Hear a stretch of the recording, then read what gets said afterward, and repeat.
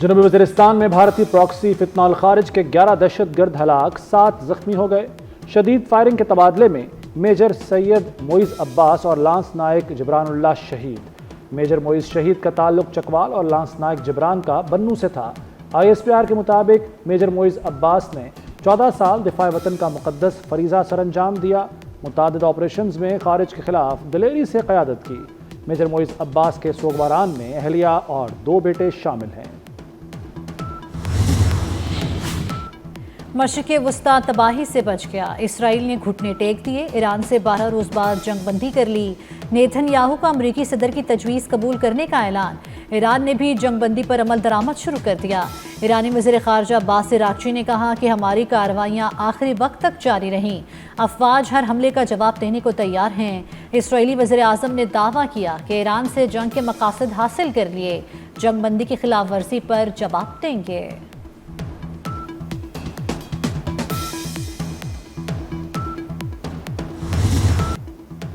Donald Trump کا اسرائیل اور ایران پر جنگ بندی توڑنے کا الزام۔ ٹرمپ کا ایران سے زیادہ اسرائیل پر اظہار برہمی، بولے دونوں نے جنگ بندی کی خلاف ورزی کی، اسرائیل سے بہت ناخوش ہوں۔ ایران کی ایٹمی تنصیبات تباہ، جوہری صلاحیتیں ختم کر دیں، تہران کبھی جوہری پروگرام دوبارہ شروع نہیں کر سکے گا۔ اسرائیل بمباری روکے، جہاز واپس بلائے، سیز فائر میں سعودی عرب کا بھی بہت اچھا کردار رہا۔ اسرائیل کا ایران پر جنگ بندی کی خلاف ورزی کا الزام، اسرائیلی وزیر دفاع کا حملوں کا بھرپور جواب دینے کا حکم۔ ایرانی دارالحکومت تہران میں شدت سے حملے کیے جائے۔ اسرائیلی فوج نے دعویٰ کیا کہ ایران سے داغے گئے 2 میزائل تباہ کر دیے۔ ایران کی اسرائیل پر میزائل حملے کی تردید، کہا میزائل حملے کی خبر جھوٹی ہے، جنگ بندی کے بعد کوئی میزائل نہیں داغا گیا۔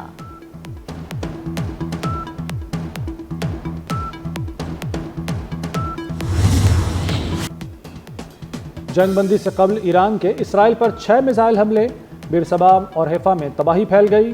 ایرانی حملے میں 7 اسرائیلی ہلاک، 20 زخمی ہو گئے۔ اسرائیل کے تہران اور دیگر شہروں پر شدید حملے، کرج اور راجائی شہر میں بھی بمباری، ایران کے میزائل لانچرز کو نشانہ بنانے کا دعویٰ۔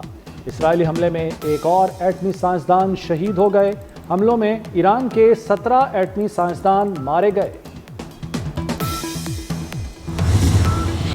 اسرائیل کی طاقت کا برہم پاش پاش، طاقت کا محور سمجھا جانے والا عسکری طور پر کھوکھلا نکلا۔ دفاعی نظام آئرن ڈوم ایرانی میزائلوں کو روکنے میں ناکام رہا۔ ایرانی میزائلوں نے اسرائیلی شہروں میں قیامت ڈھا دی۔ اسرائیلی فوج اور انٹیلیجنس کا ہیڈ کوارٹر تباہ، بندرگاہوں ایئرپورٹس پر تباہی۔ تاریخ میں پہلی بار تل ابیب اور دیگر اہم شہروں پر میزائل گرے۔ حیفا جیسا اہم اسٹریٹجک شہر حملوں کی زد میں رہا۔ پاسداران انقلاب نے جنوبی اسرائیل میں پاور پلانٹس کو نشانہ بنایا۔ اسرائیلی جان بچانے کے لیے بنکروں میں گھسے رہے۔ 30,000 اسرائیلی شہریوں کی معاوضے کے لیے درخواستیں دائر۔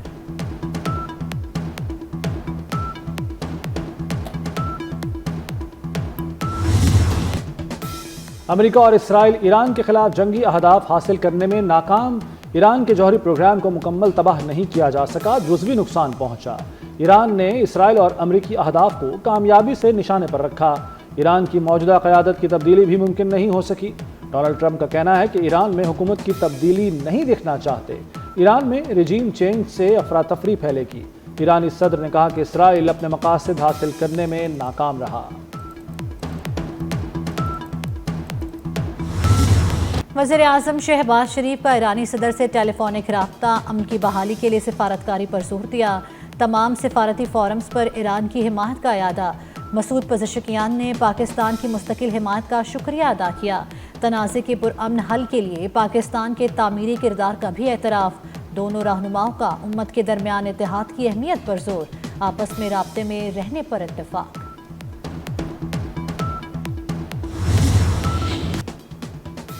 ایران کے قطر کے امریکی فوجی اڈے پر میزائل حملے۔ امریکی صدر ڈونلڈ ٹرمپ نے کہا کہ 14 میں سے 13 ایرانی میزائل فضا میں تباہ کیے، ایک میزائل زمین پر گرا جس سے کوئی نقصان نہیں ہوا۔ میزائل حملوں پر دوحہ میں ایرانی سفیر کی طلبی۔ ترجمان ایرانی وزارت خارجہ کا کہنا ہے کہ قطر میں امریکی اڈے پر حملہ اپنے دفاع میں کیا۔ یہ دفاعی اقدام ہمارے برادر اور دوست ہمسایہ قطر سے ہرگز متعلق نہیں تھا۔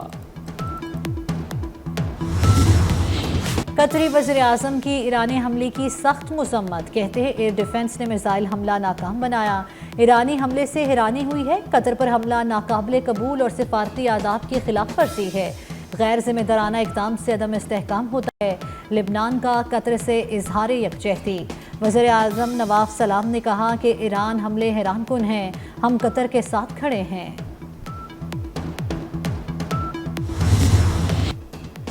سعودی ولی عہد شہزادہ محمد بن سلمان کا قطر کے امیر تمیم بن حمد الثانی سے ٹیلی فون پر رابطہ، دونوں رہنماؤں کے درمیان خطے کی تازہ ترین صورتحال پر گفتگو۔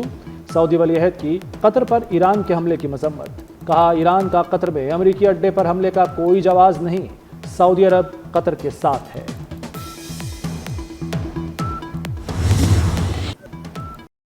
بانی کو اپنی ہی پارٹی میں شکست فاش، الیمن گنڈاپور طاقت کا چہرہ بن گئے۔ خیبر پختونخوا اسمبلی کی بانی پی ٹی آئی کے خلاف کھلی بغاوت، خیبر پختونخوا اسمبلی نے بانی کی مرضی کے خلاف بجٹ منظور کر لیا، بانی پی ٹی آئی مائنس ہی ہو گئے۔ صحافی کے سوال پر بانی کی بہن علیمہ خان کا جواب، کہا دباؤ برداشت نہ کرنے والے ارکان گھر جائیں۔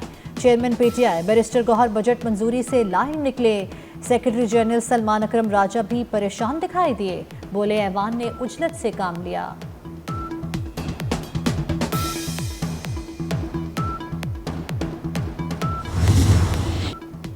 بانی پی ٹی آئی کو ایک اور دھچکا، نومبر کے 8 میں ضمانتیں مسترد، لاہور ہائی کورٹ کے جسٹس شہباز علی رضوی نے فیصلہ سنا۔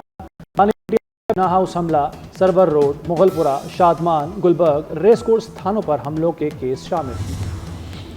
وزیر اعظم شہباز شریف سے چینی سفیر کی ملاقات، علاقائی سلامتی کی صورتحال، ایران اسرائیل تنازع میں حالیہ پیش رفت پر تبادلہ خیال۔ چینی سفیر نے بحران کے پرامن حل کے لیے سفارتی فورم پر پاکستان کے مثبت کردار کو سراہا۔ وزیر اعظم کا چینی صدر اور وزیر اعظم کے لیے نیک خواہشات کا اظہار۔ پاکستان نے بھارت، ایران نے اسرائیل کو شکست دی، مسلمانوں کو 2 بار فتح نصیب ہوئی، دونوں فتوحات عالم اسلام کی کامیابی کا ثبوت ہے۔ وزیر دفاع خواجہ آصف کی پارلیمنٹ ہاؤس میں میڈیا سے گفتگو، ایران اور اسرائیل میں سیز فائر خوشائند ہے، ایران نے نہایت جارحانہ انداز میں دفاع کیا۔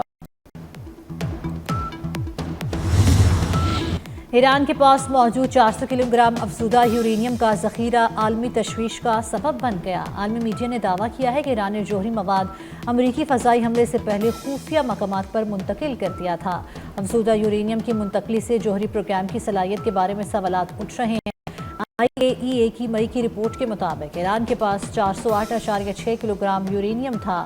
ایران کے پاس 60% افزودہ یورینیم ہے، 90% افزودہ یورینیم 10 جوہری ہتھیار بنانے کے لیے کافی ہے۔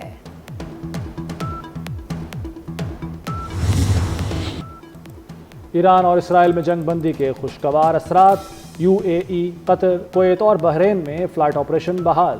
پاکستان سے بھی UAE اور قطر کے لیے پروازوں کا آغاز کر دیا گیا، دوحہ کے لیے 10، قطر کے لیے 12 پروازیں روانہ ہوئیں۔ قطر میں امریکی بیس پر ایرانی حملے کے بعد قطر اور امارات نے فلائٹ آپریشن بند کیا تھا۔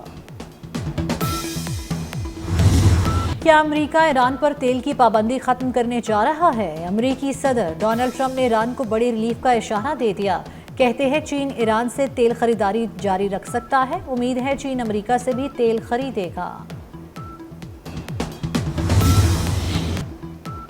امریکی اور دنیا بھر کی سٹاک مارکیٹوں میں مثبت رجحان، امریکہ میں S&P میں 0.3 اور نیسڈیک میں 0.5% اضافہ ریکارڈ۔ جاپانی مارکیٹ میں بھی 1% اضافہ ہوا۔ عالمی مارکیٹ میں خام تیل کی قیمتوں میں 11% کمی ہو گئی۔ بازار حصص میں زبردست تیزی، سرمایہ کاروں کا اعتماد بحال، 100 انڈیکس میں ایک ہی روز 6000 پوائنٹس کی تیزی، 100 انڈیکس 1,22,246 پوائنٹس پر بند۔ مارکیٹ میں 31 کروڑ 83 لاکھ شیئرز کا لین دین ہوا۔ مشرق وسطیٰ میں امن کی خبروں پر شیئرز کی دھڑا دھڑ خریداری ہوئی۔ سونا 3,800 روپے سستا، 1 تولہ سونا 3,54,365 روپے کا ہو گیا۔ غزہ کے مظلوم فلسطینیوں پر اسرائیل کی جارحیت نہ رک سکی، امداد کے منتظر مزید 50 سے زائد فلسطینی شہید کر دیے گئے۔ اسرائیلی اپوزیشن رہنما کا غزہ میں جنگ بندی کا مطالبہ، اب وقت آ گیا غزہ میں جنگ مکمل طور پر بند کی جائے، تمام یرغمالیوں کو واپس بلایا جائے۔ محرم الحرام میں فل پروف سیکیورٹی، وفاقی کابینہ نے صوبوں میں فوج تعینات کرنے کی منظوری دے دی۔ اسلام آباد، آزاد کشمیر، گلگت بلتستان میں بھی فوج تعینات ہوگی۔ فوج کی تعیناتی صوبوں اور ضلعی انتظامیہ کے زمینی حالات کے مطابق کی جائے گی۔ پاک پتن میں بابا فرید الدین مسعود گنج شکر رحمۃ اللہ علیہ کے عرس کی تقریبات جاری۔ ملک بھر سے زائرین کی تقریبات میں شرکت۔ عرس کی تقریبات 15 روز تک جاری رہیں گی۔ بھارتی آبی جارحیت خطے کے لیے خطرہ، بھارت نے بنگلہ دیش سے گنگا معاہدے پر نظر ثانی کا فیصلہ کر لیا۔ بھارت کے ایک طرفہ فیصلے پر بنگلہ دیش کا اظہار تشویش۔